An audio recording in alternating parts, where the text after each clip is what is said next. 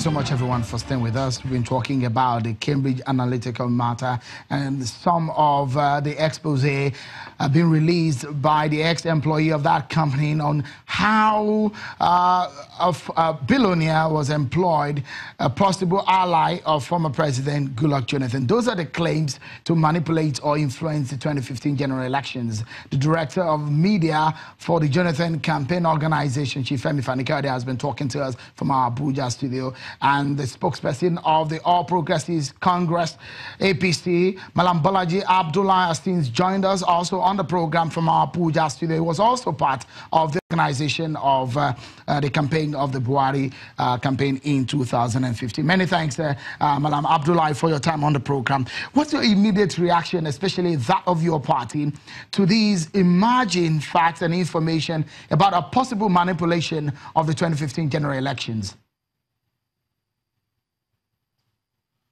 Well, I mean, thank you very much. I believe that we will still continue to learn in the course of time what actually happened in 2015. 2015 was a turning point in Nigerian political history for many reasons. I believe that we still don't know fully what happened. I've tried to give an account of that. I've written a book and talked about the different roles that different people played. Yes, I agree. I listened to Chief Fani-Kayode. There was nothing in the Cambridge Analytical report that mentioned President Jonathan specifically. And I also know that so many vested interests were running around at that time, doing all kinds of things, and of course for their own vested interests that may not necessarily be known to President Jonathan personally. But I think the principle here is whether there should be certain level of ethical standards that should guide what we do as a country and how we compete for power. For me, I think this is the key thing we should take away from the Cambridge Analytical report as we go into another round of election in 2019. I mean, I cannot compete with Chief Fani-Kayode in making all those allegations or in making those kind of claims. But the narrative that he has rendered on your program tonight comes so close, so close to the narrative of the 2015 elections. I mean, he will want to say that they did not benefit in any way from what the project that Cambridge Analytical purportedly carried out, that they did not profit from it. But I also know, and I'm glad that you've insisted on that question. There was so much certainty about the details of President Buhari's health that it's difficult not to wonder whether this is not part of the harvest from the assignment that was given to Cambridge Analytical. That is one of it. The second one, which we have not recovered from as a country up to this day, was that more than ever before, the 2015 election was run on the basis of weaponized information or weaponized disinformation, as you may like, where people's sentiments and weak spots in our Nigerian Federation was fully deployed in dividing the people and mobilizing them for and against one party or the other. So what we saw, the particular project, the particular product or media product that Cambridge Analytical referenced that you read out, I remember it very well. I remember how I felt when I watched it. You know, the scaremongering, you know, of how Buhari will amputate hands and veil women against their will and force everyone to accept Sharia if he becomes president. I mean, that kind of narrative is not very far from the mainstream PDP campaign narrative. So it's easy to deny now that those things were done officially.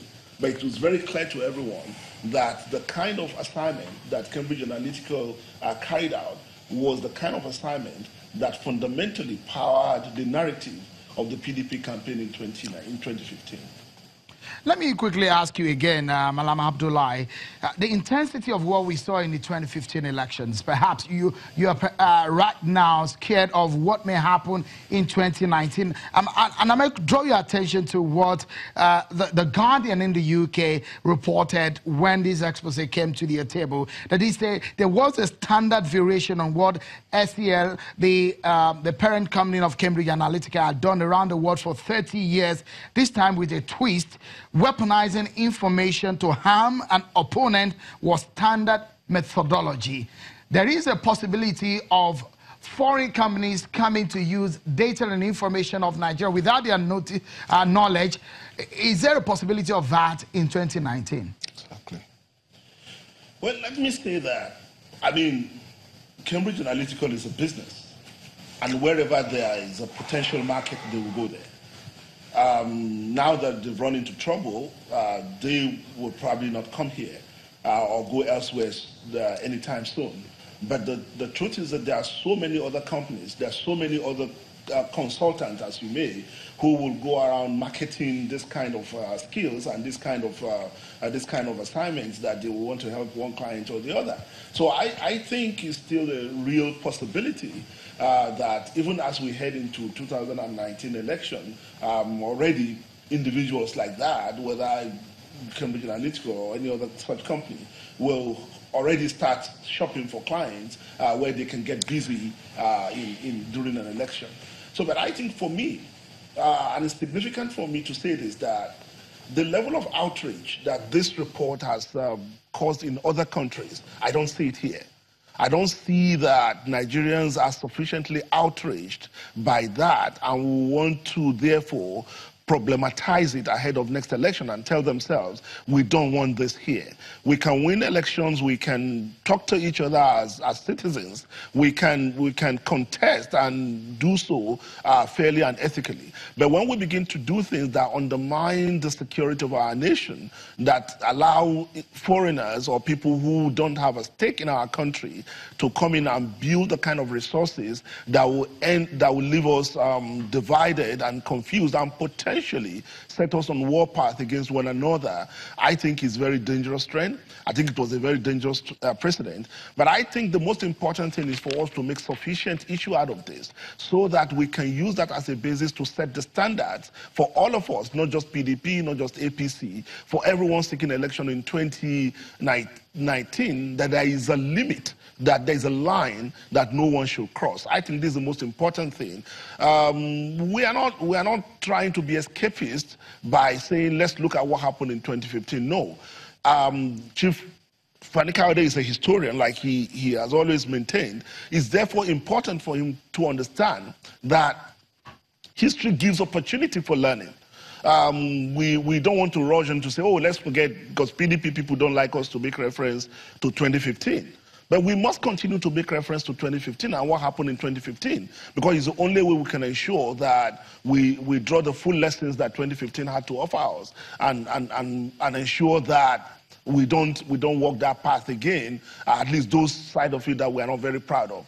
I mean, the truth be told, 2015 election was different in a different way. It wasn't in a significant ways. It wasn't like the previous elections that I've experienced since I attained adulthood.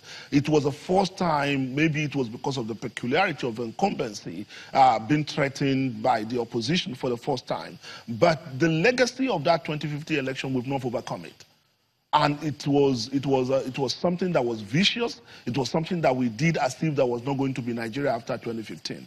So for me, I think the important thing is to see how we can overcome the legacy of 2015 election, how we can learn the important lessons that are there to be learned, and ensure that those lines were not crossed again by 2019.